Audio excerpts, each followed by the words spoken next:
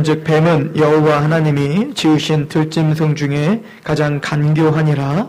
뱀이 여자에게 물어 이르되 하나님이 참으로 너희에게 동산 모든 나무의 열매를 먹지 말라 하시더냐.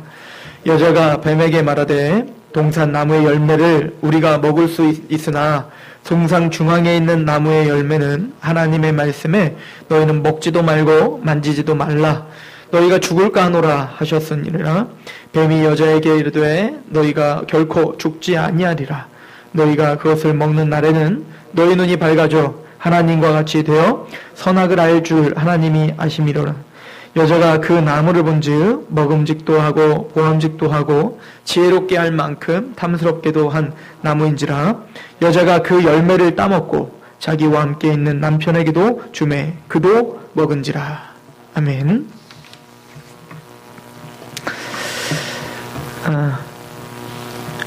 오늘 말씀은 원죄에 대한 이야기입니다. 드디어 아담과 하와가 하나님이 먹으면 정령 죽으리라 했던 그 금단의 열매인 선악과를 먹는 장면, 그 과정을 우리에게 보여주고 있습니다. 오늘 말씀을 통해서 우리는 먼저 그 좀 배경을 좀 봤으면 좋겠습니다. 사탄이 뱀을 들어서 뱀을 통하여서 아담과 하와를 지금 유혹하고 있어요. 뱀이 어떻게 사람과 말을 하냐? 뭐 이런 초등학교 같은 질문은 사실은 창세기를 이해하는데 전혀 도움이 되지 않아요. 이때는 타락하기 전이었고 의사소통이 가능했을 수도 있죠. 뭐. 또 하나는 타락한 이후에도 하나님의 강권적인 능력으로, 신비한 능력으로 발람에게 나귀가 얘기를 하는 장면이 나온단 말이에요. 그래서 사탄의 그 능력과 신비함으로 만약에 뱀이 그때 말을 못하는 거였을지라도 말을 하게 하는 거에서 전혀 문제가 되지 않는 거죠. 우리는 사탄이 뱀을 통하여서 아담과 하와에게 침투하여 이제 타락을 하게 하는 장면을 우리에게 보여주고 있음을 그냥 그대로 받아들이시면 됩니다. 오늘 말씀은 에덴 동산을 하나님의 나라라고 한번 생각해 보시고 하나님의 왕국, 하나님의 통치가 온전히 이루어지는 곳이죠. 그래서 에덴 동산에는 반드시 두 가지가 심겨져 있어야 됐어요. 첫 번째는 선악과고 그리고 생명나무였어요. 그래서 우리가 본 대로 이 에덴 동산은 성막을 그리고 성전을 그리고 예수 그리스도를 더 나아가서는 새하늘과 새 땅을 우리에게 모형한다는 것을 우리가 이미 큰 시각으로 봤습니다. 즉 하나님의 나라, 하나님의 왕국에는 선악과와 생명나무 두 개가 같이 심겨져 있는 거예요. 생명나무라 함은 하나님이 나에게 생명을 주실 수 있는 분이라 아담이 홀로 독립적인 존재로는 절대 살 수가 없는 존재라는 것을 말해주고 있는 거예요. 그래서 아담은 타락하기 전부터도 하나님에게 의존하고 하나님 앞에 생명을 붙잡아달라. 하나님을 붙잡지 않으면 영원한 생명을 얻을 수 없다는 것이 바로 생명나무고, 올로 말하면 우리 안에 예수 그리스도가 심겨져 있는 걸 말하는 거예요. 예, 주님, 저는 주님만이 나의 길이요 진리요 생명이니 주님이 나에게 영원한 생명을 줄 수 있습니다 라고 하는 고백을 말하는 거죠. 당신은 나의 그리스도이십니다. 나를 구원시키시는 기름 부음 받은 자 바로 메시아십니다 라고 하는 고백을 말하는 거고, 이 선악과라고 하는 것은 하나님의 주대심을 인정하는 것이라고 했죠. 그래서 아담과 하와에게 정복하고 다스리라 라고 하는 왕권을 줘서 이 모든 에덴 동산을 다스릴 수 있게 해주셨어요. 그래서 모든 동물들은 아담과 하와를 보면 왕처럼 그 앞에 구복하고 복종해야 됐단 말입니다. 그런데 아담과 하와가 걸어다니면서 동상 중앙에 항상 있는 선악과를 봐보면서 뭐를 바라봤어야 됐다고요? 내 맘대로 할 수 없는 게 있구나 라는 걸 통해서, 즉 나의 진짜 왕은, 이 땅의 왕은 내가 아니라 하나님이지 라고 하는 주재권을 인정하는 것이 중요하단 말이에요.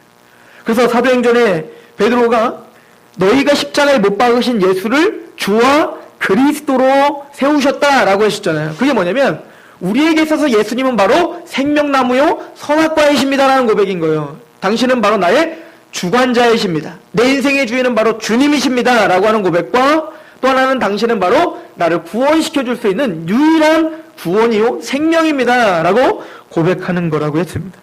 하나님의 왕국엔 그렇게 하나님의 말씀에 통치함을 받는 아담과 하와가 필요했던 거예요. 자, 그런데 이 하나님의 왕국에 사탄이 침투해서 들어왔어요. 자, 그럼 우리가 궁금증이 생겨요. 도대체 사탄은 어디서 왔는가?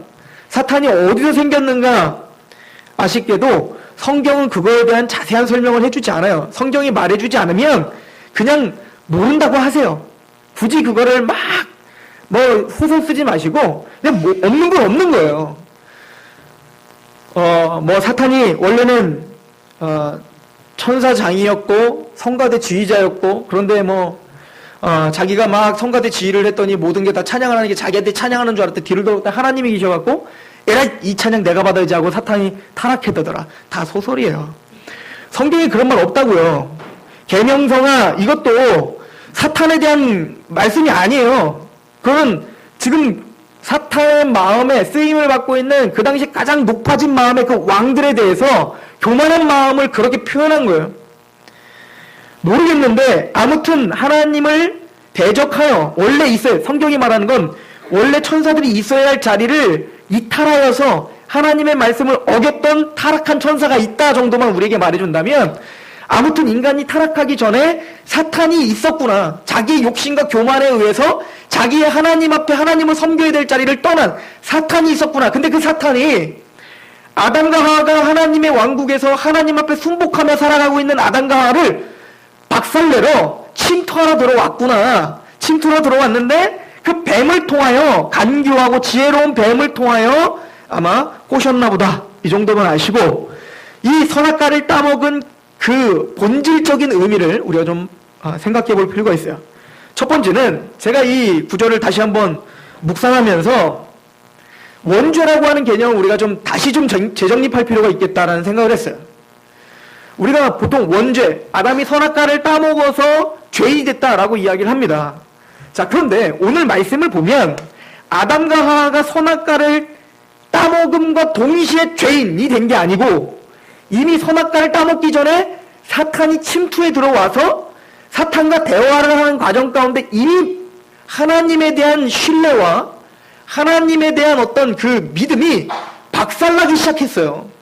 그래서 선악과를 따먹은 건 죄의 원인이 아니고 죄의 결과인 거예요. 이해가시죠? 그러니까 아담과 하와는 선악과를 따먹으니까 무슨 백설공주가 그 독사가 하나 먹으니까 독이 확 퍼져가지고 확 잠들어버린 그런 내용이 아니란 말이죠. 사탄이 침투를 해서 아담과 대화를 하는 과정 가운데 이미 그 아담과 하와랑 대화를 했죠. 하와의 마음이 이미 누구에게로 기울어지기 시작하는 거예요.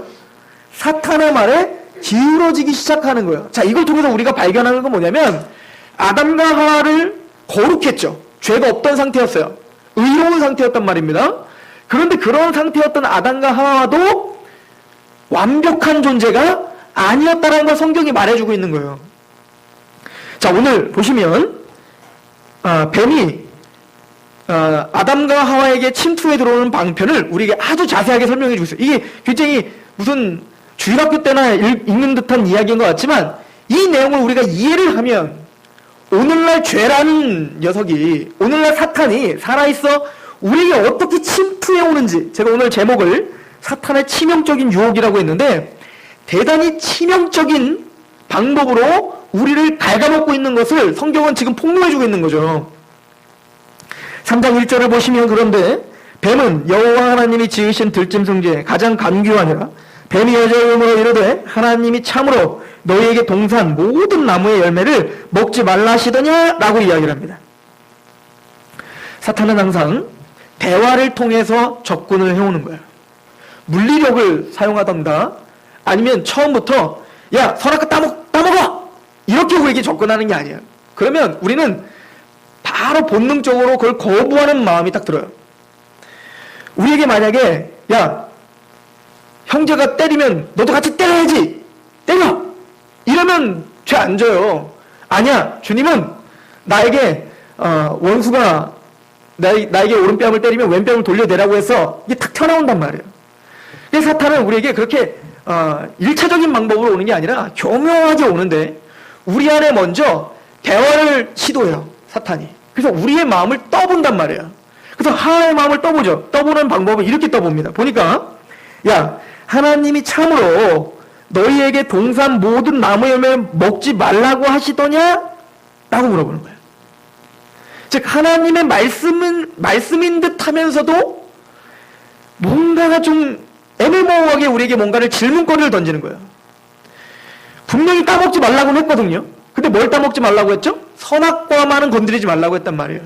그런데 반대로 이 사탄은 이렇게 질문하는 거예요. 야, 너 동산에 있는 모든 나무의 열매는 먹지 말라고 하시든? 아, 내가 몰라서 그래. 사탄의 이러한 질문은 하와의 태도를 확인해 보고 싶었던 거예요. 하와가 하나님의 말씀에 대한 어떠한 태도를 갖고 있는가를 사탄은 교묘하게 질문을 통해서 던져보는 거예요. 마찬가지로 오늘날도 사단이 우리를 공격하는 첫 번째 방법은 혼자 스스로 질문들을 하게 하는 거예요. 야, 하나님 말씀이 그렇게 말하든? 그런데 하와가 이렇게 대답을 하죠.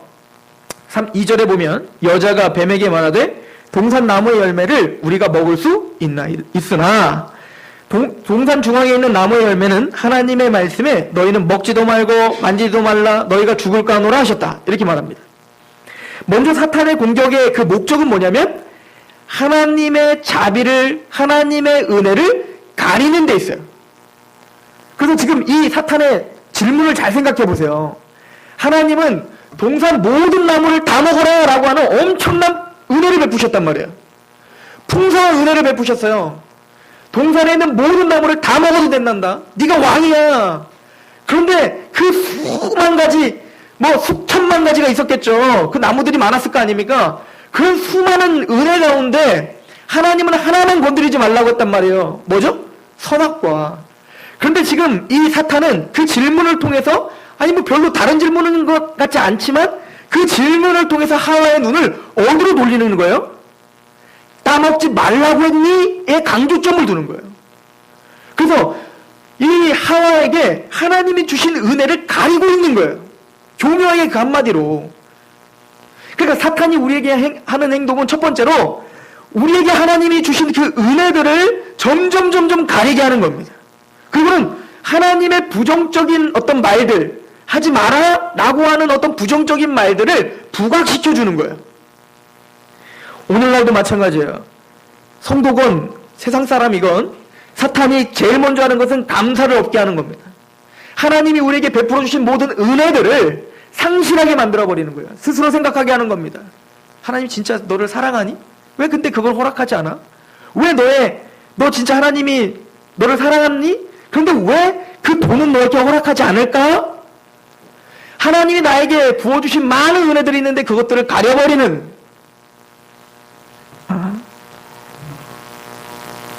노력을 사탄이 하고 있는 거죠. 하와가 이 말에 대응하는 걸 보십시오. 2절을 보시면 동산 나무의 열매를 우리에게 먹을 수 있으나 하나님의 은혜를 축소하고 있죠. 하나님은 분명히 동산의 모든 나무를 다 먹어도 된다라고 했어요. 근데 하와는 그 사단의 말을 듣고 거기에 유혹이 되고 있는 거예요. 지금 조금씩 그리고 하나를 딱 제거해버리죠. 하나님이 모든 나무를 먹으라고 했는데 그거를 제거해버려 뭐라고 하면 동산에 있는 나무라고 축소시켜버리는 거예요. 그리고는 3절을 보시면 동산 중앙에 있는 나무의 열매는 하나님의 말씀에 너희는 먹지도 말고 뭐하지도 말라? 만지지도 말라 했다. 하나님 이런 말 했어요? 없어요? 이런 말 한 적도 없어요. 즉 하나님이 모든 나무를 먹어라 라고 하는 은혜는 축소해버리고 뭐를 부각시켜지냐면 하나님이 먹지도 말고 만지도 마라고 하는 하나님은 이렇게 인색하신 분이야. 하나님은 이렇게 나의 삶과 나의 어떤 그 자유를 억압하는 분이야 라고 하는 어떤 그 부정적인 것들을 더 곁들이기 시작한 거예요. 이 하와가. 재밌죠? 하나님의 말씀에서 크게 어긋난 것 같진 않은데 지금 교묘하게 뭐는 하나님의 은혜는 축소하고 하나님이 자기에게 뭔가 아주 인색하신 분인 것처럼 좀 더 두려운 하나님, 이거 만지지도 말라는 것을 덧붙이면서 하나님을 왜곡하기 시작하는 거예요. 그리고는 더 이어서 이렇게 말합니다. 너희가 죽을까 하노라 하셨다. 이건 어떤 말이에요? 하나님의 말씀, 먹는 날에 너희가 어떻게 하리라? 죽으리라. 죽는다니까요. 그런데 이거를 희석시키죠. 어떻게 희석시킵니까? 죽을까 하노라 했다는 거예요. 하나님이 이 죄의 결과를 아주 명명백백 우리에게 알려주셨는데 그 결과는 조금 어떻게 하면 축소시키는 거예요. 괜찮겠지 뭐 이 정도로.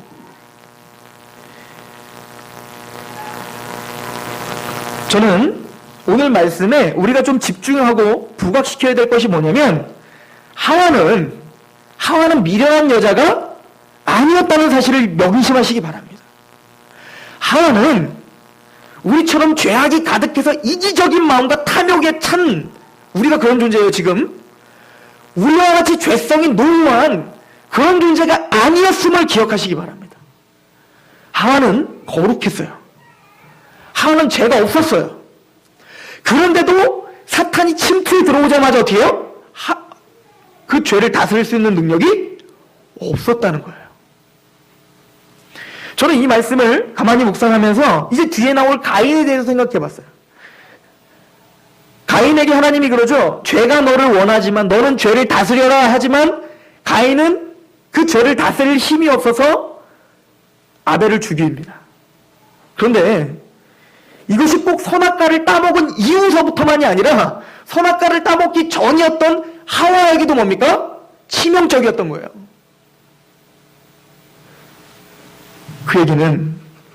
우리에게는 죄 짓는 것이 더 쉽다는 거예요. 아니 이런 말을 할 것도 없어요.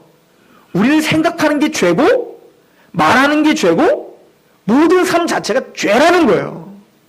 이렇게밖에 오늘 말씀을 해석할 수가 없는 거예요. 이 사탄의 교묘한 전략은 이때나 지금이나 똑같은 강도와 똑같은 치명적인 저주를 가지고 우리에게 다가오고 있어요. 그런데 우리는 더더욱 죄를 다스릴 수 있는 실력이 없다는 것을 인정해야 되는데 재밌는 건 아담과 하와보다도 우리는 더 경계하지 않는다는 거예요. 죄를. 사단에 대해서. 우리에게 다가오는 그 치명적인 유혹에 대해서. 성경은 우리가 못 알아들으니까 다윗을 통해서도 우리에게 말해주고 있어요. 야, 아담과 하와는 타락하기 전에 아담과 하와는 너무 먼 얘기지? 그건 너무 동화 같은 얘기니까 너희가 못 알아먹지? 그러니까 너희보다 훨씬 깨끗한 다윗을 가지고 내가 한번 얘기해볼게 라고 하나님은 설명해주고 있는 것 같아요. 다윗도 보십시오. 다윗이 나중에는 간음을 저지르고 우리아를 죽이는 아주 파렴치한 범죄를 저질렀다고요. 그러면 다윗이 구원 못 받았나요? 아니요. 구원받은 자였다니까요. 구원받고 하나님의 은혜를 몰랐던 자였나요? 아니요. 하나님의 은혜를 우리보다 더 깊이 있게 알았던 자였단 말입니다. 그런 다윗이 아주 파렴치한 범죄를 저질렀다니까요. 그런데 다윗이 처음부터 파렴치한 범죄를 저질러라라고 하는 어떤 그 격동함 때문에 저지른 게 아니라 꼭 사단이 그렇게 하와에게 접근하듯 조금씩 다윗에게 접근했단 말입니다. 그래서 처음에 다윗이 맨 처음 했던 게 뭡니까? 마땅히 전쟁의 자리에 가야 되는데 이제는 태평성대가 이루어졌거든요. 내 대적집이 없어졌어요. 사울이 없어졌단 말입니다. 모든 나라들이 자기에게 무릎을 꿇었단 말입니다. 그러니까 어떻게 돼요? 이쯤 되면 쉬어도 되겠지. 내가 있어야지 할 때를 떠나도 되겠지. 아니 좀 이 정도면 내가 좀 안식을 취해야 되는 거 아니야? 하나님이 있어야 하는 자리가 있어요. 다윗은 용사였고 왕이었어요. 전쟁터에 앞장서야 될 사람이었단 말입니다. 그런데 그 전쟁터에서 좀 뒤로 물러나기 시작했어요. 그럼 어떻게 한 겁니까? 성에 머무르고 늦잠을 자요. 마음이 풀어진 거죠. 그것부터 시작인 거예요. 다윗에게 그 얘기를 하는 겁니다. 야, 좀 풀어줘도 돼. 그 정도 했으면 됐잖아. 그때 다윗은 그거를 딱 잡아챈 거죠. 그래, 그 정도 하면 됐지. 나 고생했잖아. 그리고 뭡니까? 뭐 재미있는 거 없나 돌아보기 시작하는 거예요. 그때 멈췄어야 되는데 멈출 수가 없는 거예요. 이게 죄인 거예요. 그게 엄청난 죄악까지 끌고 가더라는 거예요. 이런 일들은 우리에게 부지기수로 우리에게 오기 시작합니다. 사탄은 항상 우리에게 공격을 합니다. 하나님의 말씀을 듣는데 야, 그 말씀이 그렇게 많하니? 너 그거 할 수 있니? 그거 하는 사람이 어디 있니? 끊임없이 자기에게 스스로 말하게 하는 거예요. 대화를 거는 거죠. 아무도 없어. 이거는 그냥 원리일 뿐이야. 그리고는 하나님의 말씀에 있지도 않은 것을 곁들이기 시작하는 거예요. 하나님 분명히 원수를 사랑하라 하면 우리는 어떻게 하는 거예요? 그거는 그냥 그 목표를 향해서 가라는 거지 내가 지금 그렇게 하라는 게 아니야 라고 자꾸 거기 덧붙이게 하는 거예요. 그리고 그 죄를 범하는 건 죄야 라고 하는 하나님의 어떤 징계나 하나님의 어떤 그 죄를 다루시는 어떤 결과물을 죽을까 하노라 희석한 것처럼 괜찮을 거야. 나만 그러나 저 집사님도 그러고 저 장로님도 그러고 저 목사님도 그런데 라고 끊임없이 희석하기 시작하는 거예요. 저 목사님, 저 장로님, 저 집사님은 하나님이 알아서 처리하실 거예요. 그러나 그거와 상관없이 나는 그 죄에 이겨야죠. 근데 우리는 그렇게 사단의 교묘한 이 음성 속에 우리는 쉽게 넘어가는 사람들이라는 거예요. 그래서 그 결론은 감사가 없어지기 시작하는 거죠. 끊임없이 하나님이 우리에게 베풀어 주신 그 은혜들을 잊어버리게 하는 거예요. 사람을 극단적으로 자꾸 몰아가죠. 이걸 우리는 흥분이라고 말해요. 흥분. 하나님은 이 모든 사단의 전략에 대적하라 했습니다. 하와는 사실은 하나님의 말씀을 알았던 자로 사탄에 왔으면 그걸 대적했어야 됐어요. 적극적으로 대적했어야 됐는데 하와는 거기에 귀를 기울이기 시작했던 겁니다. 저는 요셉의 태도가 우리에게 필요하다고 생각해요. 요셉은 도망을 갑니다. 그죠? 보디발의 아내가 유혹을 해러 들어올 때 요셉은 자기가 그 유혹을 이겨낼 수 없다는 걸 알았어요. 그게 중요한 거죠. 그래서 어떻게 한 겁니까? 그 보디발의 아내에서 도망을 간 거예요. 우리는 그게 필요합니다. 가끔 저한테 이렇게 물어봐요. 술을 먹는 것이 죄입니까? 아닙니까? 그러면 술을 안 먹더라도 술자리를 가는 것이 죄입니까? 아닙니까? 우리는 이것이 죄냐 아니냐를 따지는 사람들이 아니고 베스트 웨이냐를 찾는 사람들이에요. 이게 최선이냐? 하나님 앞에 내가 정말 최선이냐를 따져보는 사람들이라고요. 예를 들어서 그 술자리만 가도 술 안 먹으면 되잖아요. 그렇게 안 만들어요. 먼저는 술자리에 가는 것부터 시작인 거예요. 술에 취하지 말라고 했지 술을 먹지 말라고 했습니까? 그러니까 한 잔은 괜찮은 거 아니에요? 아니요. 한 잔이 두 잔 되고 두 잔이 넉 잔 되고 나중에 술이 당신을 먹는 거예요. 항상 사단의 시작은 그렇게 항상 하나님의 말씀을 교묘하게 뭔가 타협하고자 합니다. 베드로전서 5장 8절부터 9절에 근신하라 깨어라 너희의 대적 마귀가 우는 사자같이 두루 다니며 삼킬 자를 찾나니 너희는 믿음을 굳게 하여 저를 대적하라. 이는 세상에 있는 너희 형제들도 동일한 고난을 당한 줄을 알미라. 사탄은 오늘도 우는 사자처럼 우리를 넘기려고 끊임없이 울부짖는다라고 이야기합니다. 사단의 그 기만성은 더 발전해가고 있는데 아담과 하와보다도 더 자격이 없고 실력이 없는 우리는 점점 갈수록 경계하는 것을 늦추고 있어요. 우리는 하나님 앞에 그 말씀 앞에 바로 서셔야 됩니다.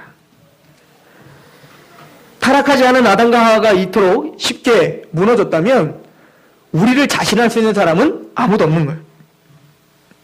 소크라테스가 그런 얘기를 했다죠. 너 자신을 알라라고 했다죠. 붓다도 그 얘기를 했습니다. 너 자신을 아는 것이 시작이다 라고 했어요. 그게 시작이에요. 모든 철학이나 모든 종교는 너 자신을 알라는 거예요. 이게 불교 입문책에 있는데 그게 뭐 불교의 내용인지 어쩐지 모르겠는데 이런 이야기가 있더라고요. 어떤 사내가 사막을 걸어가고 광야를 걸어가고 있는데 뒤에서 큰 코끼리가 막 달려오는 거예요. 막 달려오는 거예요. 근데 너무 이 큰 코끼리가 막 치려고 오니까 도망을 간 겁니다. 샥 도망을 가는데 이 광야니까 어디 뭐 숨을 데가 있어야죠. 근데 봤더니 이만한 구덩이가 있는 겁니다. 그래서 거기로 폴짝 뛰어내린 거죠.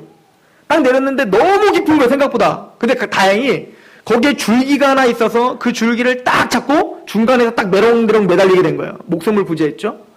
근데 그 위에서 코끼리가 떠나지 않고 가만히 있는 거예요. 올라가면 밟으려고. 올라가면 죽음이죠.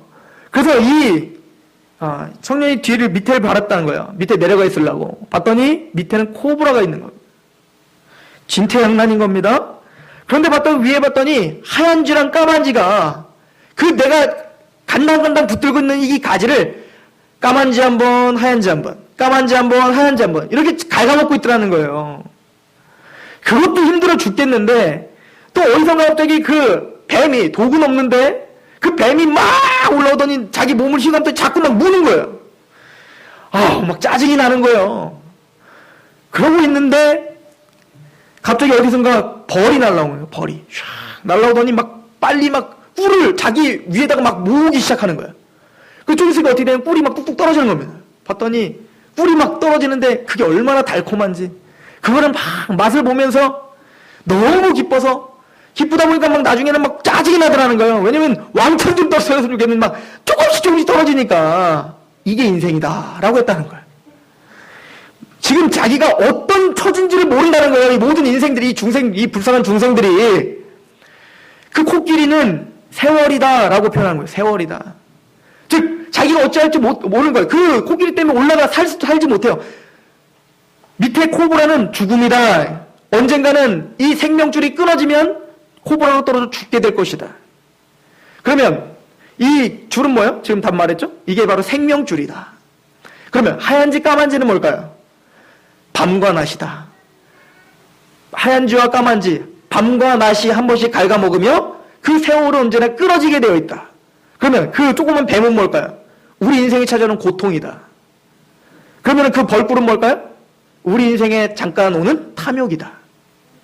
근데 사람은 자기 스스로 이 상황을 깨닫지 못해서 그 조그만 그 탐욕에 목이 메어 자신이 어떤 존재인지를 깨닫지 못하는 게 인생이다라고 하는 거예요. 그러므로 너희는 너 자신을 알라. 소크라테스랑 연결지면 그렇게 결론이 지어지는 거예요. 우리는 우리 인생이 어디로 가는지도 모르고 살 수 있어요. 근데 이게 믿지 않는 사람이 그렇다면 괜찮은데 구원받은 우리조차 우리 인생이 도대체 어디로 가고 있고 이 인생을 해석할 수 없다면 그것만큼 불쌍한 크리스천이 없는 거예요. 왜냐하면 그 벌꿀이 떨어질 때 그걸 마음껏 즐기지도 못해요. 우리는. 그죠? 뒤통수가 가려워서. 왠지 이 날 좋은 날 단풍놀이 그냥 금요일, 토요일, 주일 딱 해도 월요일, 월초에서 한 4일 동안 그냥 막 쫙 가면 좋겠는데 까짓 그렇게 그냥 노선노선하다가 지옥 가면 되는데 근데 그것도 못해 우린. 왜? 근질근질하니까. 왠지 가만둘 것 같지 않고. 그렇다고 해서 또 이 인생을 알아. 그래 이게 전부가 아니구나. 나는 이렇게 죄 가운데 금방 넘어질 수 있는 사람이구나. 그래 이렇게 고통하다가 나는 죽어서 하나님 나라 가서 그게 진짜구나를 아는 것도 못해. 하나님의 복음에게 헌신하고 그 하나님 나라에 감격하고 주님을 즐거워하고 주님을 알아가는 게 기쁨이 되고 막 그것도 못해요 우리는. 그러니까 우리는 이도 저도 아닌 거예요. 그것만큼 불쌍한 사람이 어디 있냐는 거예요. 차라리 세상 사람들은 그냥 나가 놀기라도 하지. 그냥 술이나 먹고 그냥 이 세상 거 다 잊어버리고 그냥 흥청망청 내가 하고 싶은 대로 하면 되는데 그것도 못하고 이것도 못하고. 성경은 말합니다. 하나님은 우리가 죄인인 것을 철저히 알아 이 달콤한 유혹이 끝이 아니다라는 것을 먼저 좀 알길 원하는 거예요. 그래서 이런 죄의 유혹이 왔을 때 적극적으로 좀 대항해야 될 것을 하나님은 우리에게 계속 강조하고 있는 거예요. 그러나 우리 자신을 아셔야 됩니다. 우리는 죄를 이길 힘이 없어요. 당장에서 누가 나를 험담하면 나는 그를 용서할 힘이 없다니까요. 여러분 얘기가 아니라 제 얘기예요, 제 얘기. 근데 제가 보기에는 저보다 여러분들이 더 훌륭해 보이진 않아요. 더 나아 보이진 않아. 그렇다고 여러분도 내가 더 훌륭하다는 얘기도 아니야. 우린 다 고모양인 거예요. 그렇다면 그걸 인정한다면 성경에서 그걸 우리에게 말하고 있고, 아니 그 거룩한 하와도 이렇게 쉽게 타락했다는 걸 봤다. 아니 천사도 타락했다며. 그러면 우리가 얼마나 사람 벌을 걷는지를 좀 알고 매일매일 하나님은 이걸 통해서 하는 겁니까? 다른 걸 말하는 게 아니에요. 나 좀 의존하라 라는 거예요. 나 좀 붙잡으라. 나 좀 붙잡아라. 나 아니면 너는 항상 그게 죄 가운데 그렇게 파렴치한 범죄를 너도 저릴 수 있다니까? 를 깨닫고 하나님 앞에 매일매일 좀 너를 좀 죽여라. 그러면 답은 하나예요. 저와 여러분이 그러면 주님을 의지하기 위해서 하셔야 되는 것이 무엇입니까? 저와 여러분이 이 짜증나는 인생 속에 하나님을 알아? 하나님을 의지해서 좀 내가 승리할 수 있는 방편은 무엇입니까? 집에 와서 생각해 보십시오. 기도하겠습니다.